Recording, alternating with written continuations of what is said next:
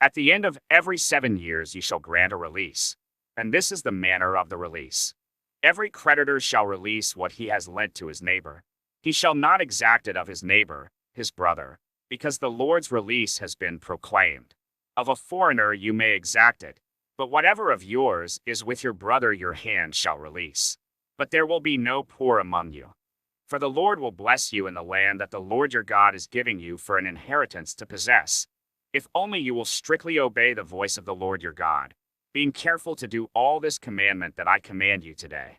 For the Lord your God will bless you, as he promised you.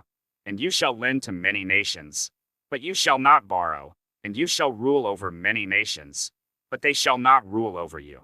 If among you one of your brothers should become poor, in any of your towns within your land that the Lord your God is giving you, you shall not harden your heart or shut your hand against your poor brother, but you shall open your hand to him and lend him sufficient for his need, whatever it may be. Take care lest there be an unworthy thought in your heart, and you say, the 7th year, the year of release is near, and your eye look grudgingly on your poor brother, and you give him nothing, and he cry to the Lord against you, and you be guilty of sin. You shall give to him freely, and your heart shall not be grudging when you give to him, because for this the Lord your God will bless you in all your work and in all that you undertake. For there will never cease to be poor in the land. Therefore I command you, you shall open wide your hand to your brother, to the needy and to the poor in your land.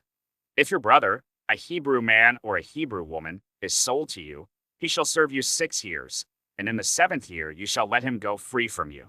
And when you let him go free from you, you shall not let him go empty-handed. You shall furnish him liberally out of your flock, out of your threshing floor, and out of your winepress. As the Lord your God has blessed you, you shall give to him. You shall remember that you were a slave in the land of Egypt, and the Lord your God redeemed you. Therefore I command you this today. But if he says to you, I will not go out from you, because he loves you and your household, since he is well off with you, then you shall take an awl, and put it through his ear into the door, and he shall be your slave forever. And to your female slave you shall do the same. It shall not seem hard to you when you let him go free from you. For at half the cost of a hired worker he has served you 6 years. So the Lord your God will bless you in all that you do. All the firstborn males that are born of your herd and flock you shall dedicate to the Lord your God. You shall do no work with the firstborn of your herd, nor shear the firstborn of your flock. You shall eat it, you and your household, before the Lord your God year by year at the place that the Lord will choose. But if it has any blemish, if it is lame or blind or has any serious blemish whatever, you shall not sacrifice it to the Lord your God. You shall eat it within your towns. The unclean and the clean alike may eat it, as though it were a gazelle or a deer. Only you shall not eat its blood. You shall pour it out on the ground like water.